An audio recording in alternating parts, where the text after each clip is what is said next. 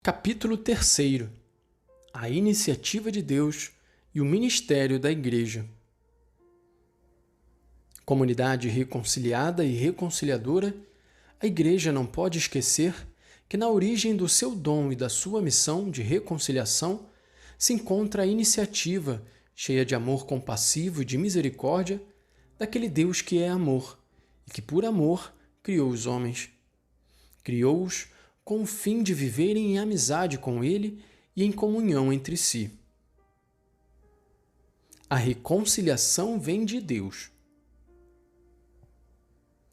Deus é fiel ao seu desígnio eterno, mesmo quando o homem, induzido pelo maligno e arrastado pelo seu orgulho, abusa da liberdade que lhe foi dada para amar e procurar generosamente o bem, recusando a obediência ao seu Senhor e Pai.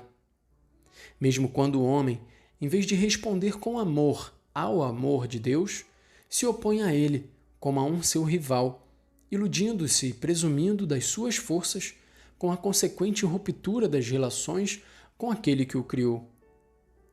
Não obstante esta prevaricação do homem, Deus permanece fiel no amor. A narração do Jardim do Éden leva-nos certamente a meditar sobre as consequências funestas da rejeição do Pai, que se traduz na desordem interna do homem e na ruptura da harmonia entre o homem e a mulher, e entre irmão e irmão. Também é significativa a parábola evangélica dos dois filhos que se afastam do Pai, de maneira diversa, cavando um abismo entre si. A recusa do amor de Deus e dos seus dons de amor está sempre na raiz das divisões da humanidade. Mas nós sabemos que Deus, rico em misericórdia, tal como o pai da parábola, não fecha o coração a nenhum dos seus filhos. Espera-os, procura-os, vai alcançá-los precisamente no ponto em que a recusa da comunhão os aprisiona no isolamento e na divisão, e chama-os a reunirem-se à volta da sua mesa, na alegria da festa do perdão e da reconciliação. Esta iniciativa de Deus concretiza-se e manifesta-se no ato redentor de Cristo, que se irradia no mundo mediante o ministério da Igreja. De acordo com a nossa fé, de fato, o Verbo de Deus fez-se carne e veio habitar a terra dos homens. Entrou na história do mundo, assumindo-a e recapitulando-a em si.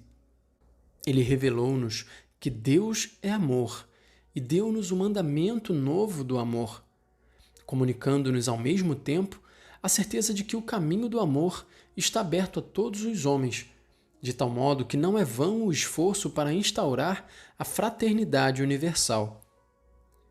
Vencendo com a sua morte na cruz o mal e a força do pecado, pela sua obediência cheia de amor, trouxe a salvação a todos e tornou-se para todos reconciliação. Nele, Deus reconciliou o homem consigo. A Igreja, continuando o anúncio de reconciliação que Cristo apregoou nas aldeias da Galiléia e de toda a Palestina, não cessa de convidar a humanidade inteira a converter-se e a acreditar na Boa Nova.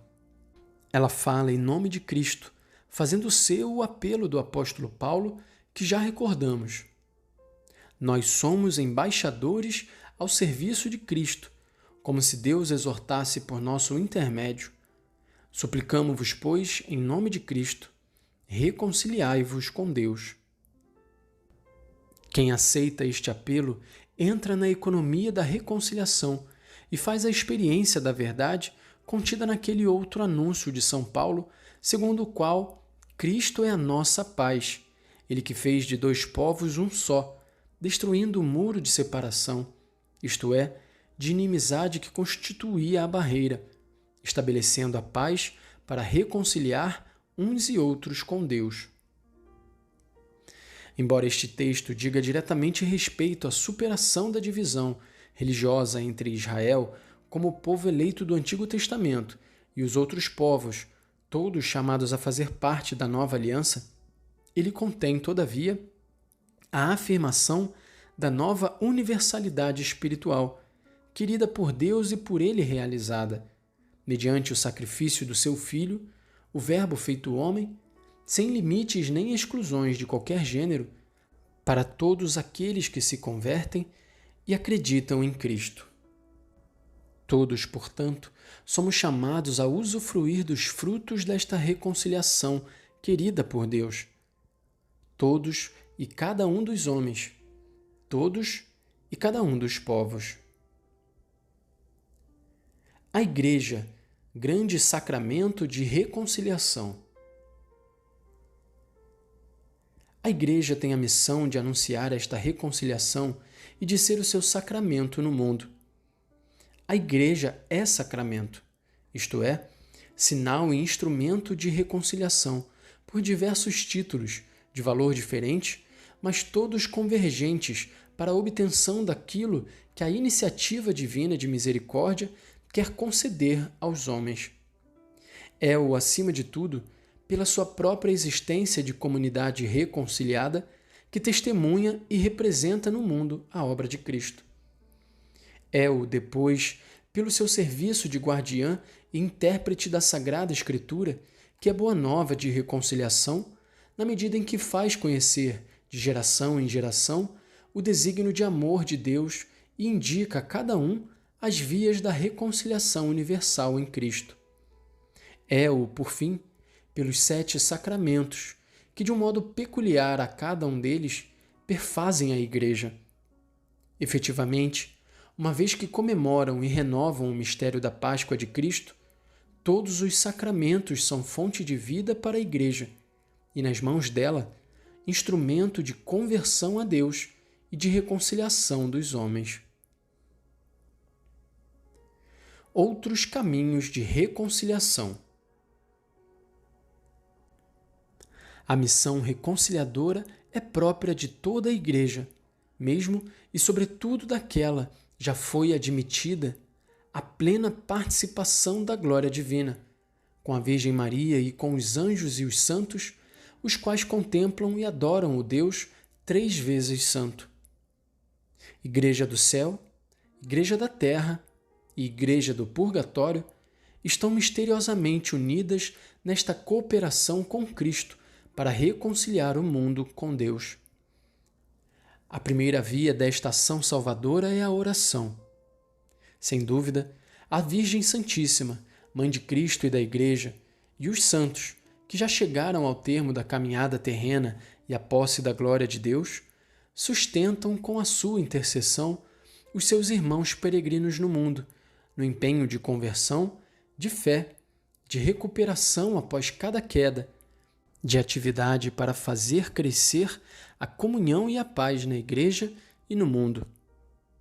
É no mistério da comunhão dos santos que a reconciliação universal é atuada na sua forma mais profunda e mais frutuosa para a salvação de todos. Há depois uma outra via, a da pregação.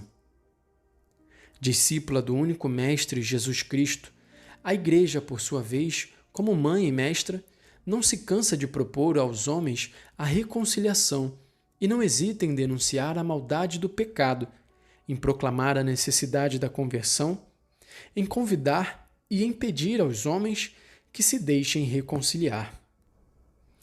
Na realidade, é essa a sua missão profética no mundo de hoje, como no de ontem. É a mesma missão do seu mestre e cabeça, Jesus. Como ele, a Igreja há de realizar sempre tal missão com sentimentos de amor misericordioso e levar a todos as palavras do perdão e o convite à esperança que vem da cruz. Há ainda a via, tantas vezes difícil e árdua, da ação pastoral para trazer cada um dos homens, sejam eles quem forem e onde quer que se encontrem, ao caminho, por vezes longo, do retorno ao Pai na comunhão com todos os irmãos. Há, por fim, a via do testemunho, quase sempre silencioso, que nasce de uma dupla consciência da Igreja, a de ser em si indefectivelmente santa, mas ao mesmo tempo necessitada de continuar a purificar-se dia a dia até que Cristo a faça comparecer na sua presença gloriosa, sem mancha nem ruga, dado que, por causa dos nossos pecados, por vezes o seu rosto resplandece menos aos olhos de quem a vê. Este testemunho não pode deixar de assumir duas manifestações fundamentais: ser sinal daquela caridade universal que Jesus Cristo deixou como herança aos seus seguidores, como prova da pertença ao seu reino, e traduzir-se em fatos sempre novos de conversão e de reconciliação no interior e no exterior da Igreja, com a superação das tensões, com o perdão recíproco e com o crescimento no espírito de fraternidade e de paz, que tem de ser propagado no mundo inteiro. Percorrendo esta via, a Igreja poderá atuar validamente para fazer com que nasça aquilo a que o meu predecessor Paulo VI chamava a civilização do amor.